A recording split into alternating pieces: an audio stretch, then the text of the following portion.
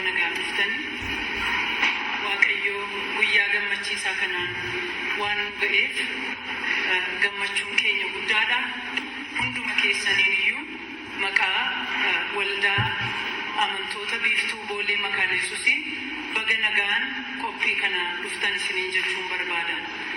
Sagantaan kun kaayyoonsaa qooda waldaan kiristaanaa aadaa Oromoo jiraachisuudhaaf yookiin eeguudhaaf gumaachitee amantoonni akka baraniif akkasumaanis warri amannes isa kan akka baraniifidha. Namoonni baay'een garmalee hubachuudhaan waldaan kiristaanaa akka waan aadaa balleessituuf tuffattutti lakkaa'u.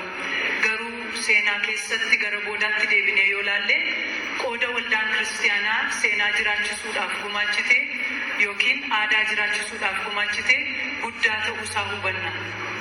Gara kan keenyaatti yeroo deebinu baay'een keessan tarii kan beektanii baay'eenis kan hin beekne jaarraa 18ffaa keessatti nama Oromoo tokko maqaa hiikaatiin kan dhalate haadha isaa jalaa fuudhamee kan gurgurame si'a 7-8 caalaa harka nama tokkooti harka nama biraatti gurguramaa kan ture biyya Eertiraa keessa yeroo dheeraa kan taa'e isa boodas gara biyya Swiidinii deemee sagalee Waaqayyoo macaafa qulqulluu gara afaan Oromootti hiikee kan maxxansiise.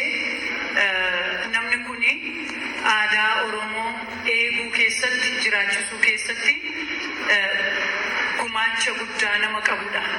Nama waldaati.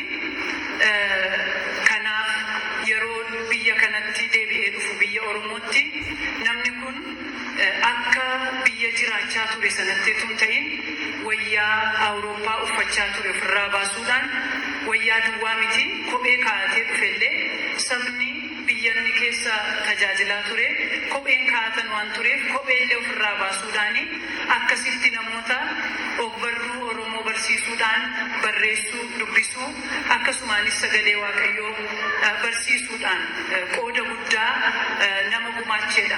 Isaa wajjin ta'anii dubartoonnis kan akka Asteer Gannoofaa qooda guddaa kan gumaachanidha. Macaafa qulqulluu hiikuu birattis kitaabota adda addaa kan akka weedduu adda addaa galmeessanii akka dhaloota amma jiruuf darbu warra taasisanidha. Kanaaf seenaa gara duubaatti deebinee qorree yeroo laallu waldaan kiristaanaa afaan kana eeguudhaan jiraachisuudhaan qooda guddaa agarsiisteetti. Faanuma abbootii amantii kana bu'uudhaan nus immoo har'a dhaloonni jirru akka taanetti taanee Waaqayyoon waaqeffachuusa jedhuun aadaa'uma keenyaan afaan keenyaan uffannaa'uma keenya uffannee nyaata keenya nyaannee bifa kanaan akkuma Waaqayyoon uumetti Waaqayyoon waaqeffachuusa jedhuuni waldaan keenya immoo isa kana qopheessitee dhiyeessiteetti. Wayyaa aadaa Oromoo uffachuun namoota baay'eetti haaraadha. Namoota baay'eetti gaaffii guddaadha. Namoota baay'eetti immoo cubbuu fakkaatee mul'ata. Garuu aadaan kamiyyuu cubbuu akka hin taane ofii isaatiin namoonni waan tokko fuudhanii cubbuu ittiin hojjechuu hin danda'u. Garuu wayyaan suni yookiin uffannaan sun nyaanni sun mataa isaatiin cubbuu akka hin taane namoonni haala kanaan qabanii akka itti yaadanii fi akka itti fayyadaman gochuuf kan yaadamedha. Wangeelli ergaan isaanii guddaan ergaa araaraati. Nus har'a ergaa nuyi qabnu ergaa kanarraa adda kan ta'e miti.